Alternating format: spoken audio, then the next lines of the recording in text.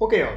In our last video, we saw the integration of Firebase into our Flutter application. In this video, we will see how we can structure our application. As you do remember that our application launched with a basic login controller. In this video, we will see the creation of that from the scratch.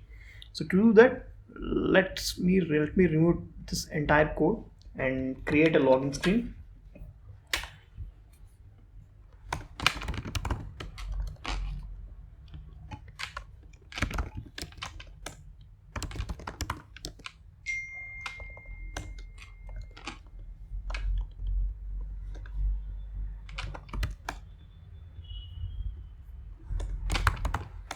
So I'll name it as a login screen.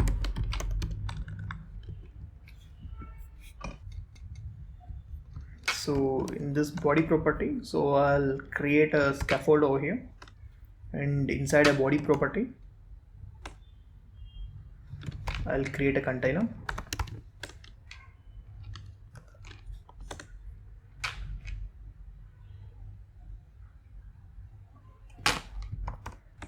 And I'll give it a colors as deep purple.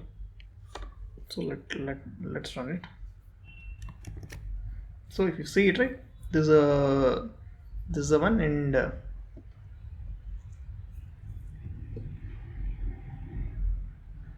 okay, so we have given the background color as a deep purple color. Next we'll create the structure for this. So let me go to here to my lib folder and create a folder which is services, and one more folder I'll create inside this lib which is a database manager.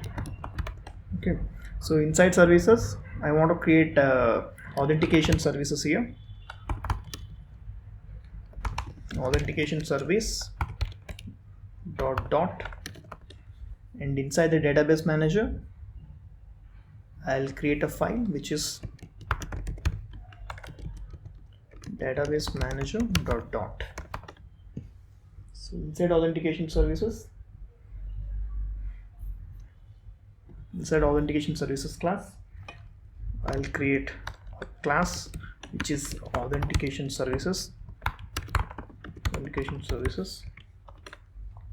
and inside this let me create a Firebase authentication over here.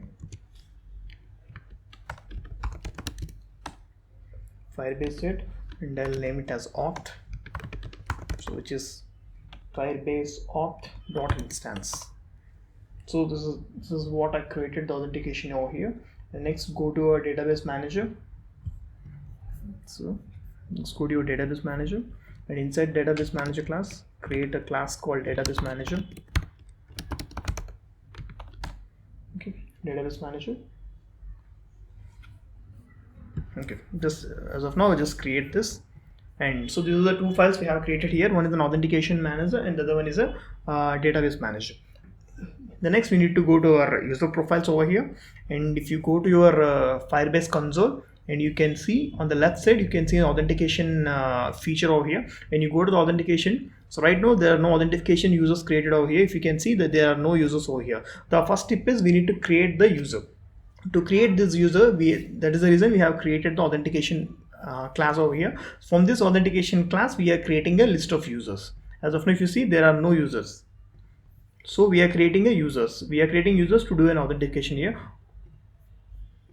To do that, let's go to your main.dart file and first create the UI for the login.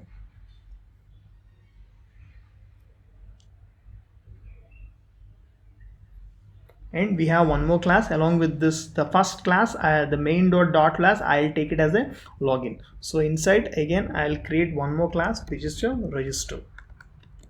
registration screen.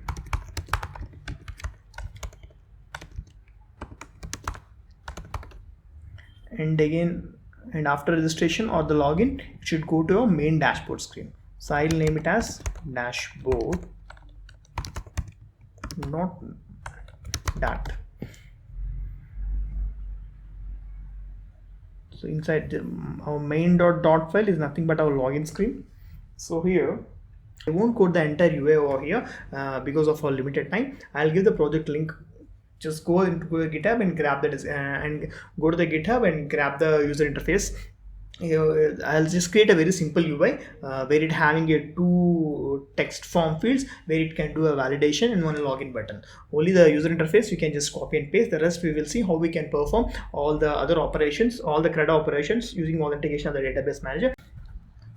So okay, after adding the user interface to our code, this is how the login screen as well as the registration screen looks like, and we have given some validations for the login screen as well as the registration screen. If you have not entered any proper email, like so if you have not entered any proper data, it means if you are trying to log in using an empty data, so it will give you validation over here. So it should ask you to enter email and as well as password. The same validation we have done for the name as well. So this is how we have created the login screen and as well as the user registration screen. In the next screen, we will see how we can set up a communication for Flutter application with the Firebase.